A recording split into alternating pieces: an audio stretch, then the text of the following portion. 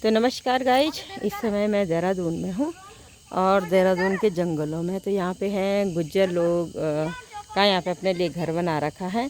तो ये इनका घर है, पूरा घास घूस का बना रखा है और लकड़ी का। तो ये इनके भैंसे वगैरह हैं। तो ये देहरादून में है, नवादा में। कम से कम कितनी गाय भैंस है दीदी आपकी? तो दीदी कम से कम 60-70 भैंसों की रखवाली करती है, देख रेख करती है। तो कितनी गाय भैंस है आपकी? हमारी है 50-60। 50-60। अच्छा, तो 50-60 इनकी गाय भैंस वगैरह हैं और इन्हीं जंगलों में वो चुगते हैं और उसके बाद शाम को घर आ जाते हैं। तो ये इनका चारा रखने का स्थान है। यहाँ गाय भैंसों के लिए चारा रखा जाता है और यहाँ पे वो चारा खाते हैं। यहाँ पे अंदर रहती है। हाँ, तो इनका ये जो चारे खाने का स्थान है और ये जो गाय भैंस वगैरह है तो इनको नहलाने का है। तो ये गोबर रखा हुआ है और तो कम से कम इनके पास 60-70 गाय भैंस हैं।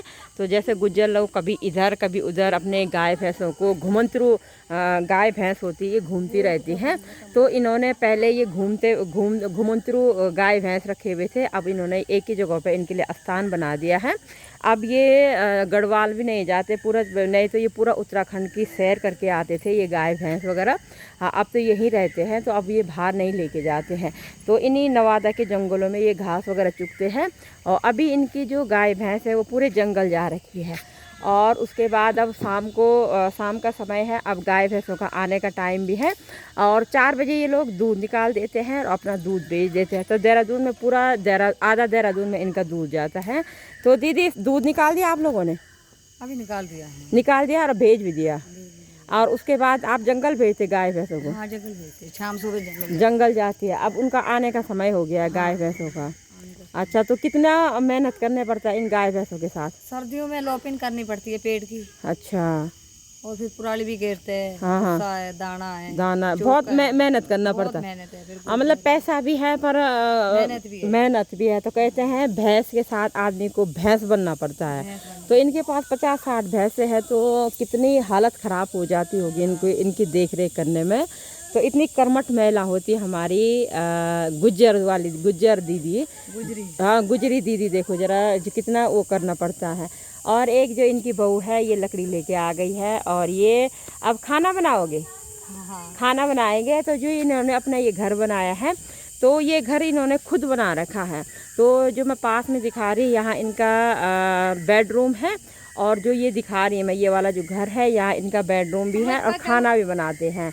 और दीदी की ये बेटियां हैं तो ये बेटियां ही देख रेख करती ज़्यादा गाय भैंसों को। ये भी दूध निकालते हैं और उसके बाद 4 बजे इनका दूध चले जाता है।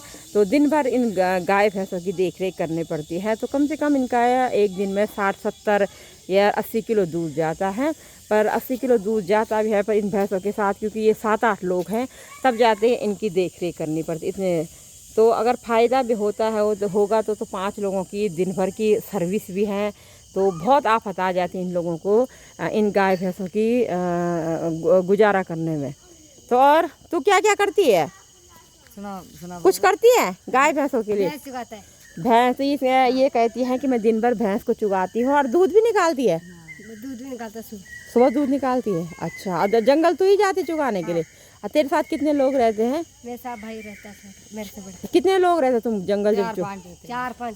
तो 4-5 लोग ये 60-70 भैंसों को भी मिलते हैं, शेर भी मिलते हैं, बघेरा भी मिलते हैं। हाँ, तो इनका कहना है कि जब हम जंगलों में जाते हैं तो इनको काफ़ी जानवरों के साथ मुकाबला करना पड़ता है। हाथी मिलता है, बाघ मिलता है और क्या क्या मिलता है? सांप है, ये शेर है, बघेरा है। हाँ, तो इनका कहना है सांप है, शेर है, तो सारे जानवर। चित्तल है। हाँ, मोर तो कुछ नहीं करते पर जो और जंगली जानवर होते हैं वो बहुत घातक होते हैं और इनसे भी इनको बचना पड़ता है। तो काफ़ी मतलब कर्मठ जीवन होता है इन लोगों का।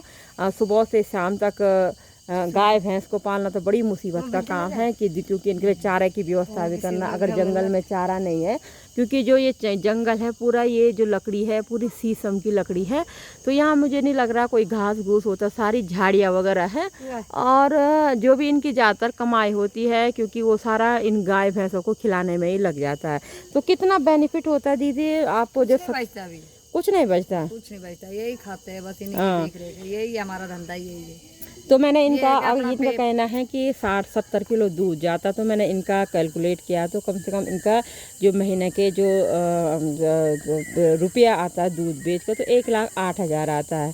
तो इनका कहना है क्योंकि ये 7 लोग भी लगे हुए इनकी देख रेख करने में, फिर इनके लिए इनका कहना है कि कम से कम 30-35 हज़ार ही बचती होंगी, क्योंकि सारा इन गाय भैंसों के चारे में ही लग जाता है। खाना है पीना है। हाँ, तो सारा चारा ही लग जाता है। तो ये इनका पूरा रैन बसेरा है। तो इतने सुंदर सुंदर घर बनाते हैं ये लोग। और कम से कम इसको इस घर बनाने में कम से कम इनको 30-35 हज़ार रुपये का लागत लगी होगी।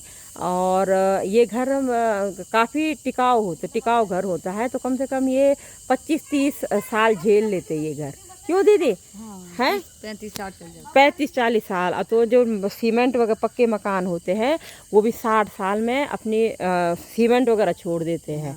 तो उनकी उम्र भी 60 होती है। तो इतने अच्छे घर बना रखे, तो इनकी उम्र भी कह रही 40 साल में ये पूरे 40 साल झेल लेते ये घर। देखो ज़रा, तो मैंने पिछली वीडियो में भी दिखाया था, इनका जो घर है वो दिखाया था कि बहुत बड़े सुंदर घर बनाते ये लोग।